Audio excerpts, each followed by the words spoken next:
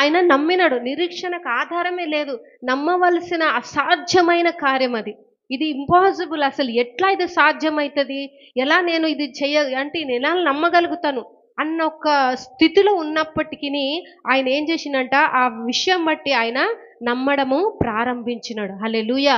విశ్వాసం అనేది నమ్మకముతో కూడినది. నువ్వు ఎలా విశ్వసిస్తావో, ఎలా నువ్వు నమ్ముతావో ఆ రీతిగా నువ్వు పొందుకోగలుగుతావు. ఆమేన్. హల్లెలూయా! కాబట్టి ప్రతిది కూడా మనం విశ్వాసం మీదనే ఆధారపడి ఉన్నది. మనం ఎలా నమ్ముతామో, మనం ఎలా దేవుని యందు విశ్వాసం కలిగితున్నామో ఆ రీతిగా మనం దేవుని యొద్ద నుండి మనం పొందుకోగలుగుతాం.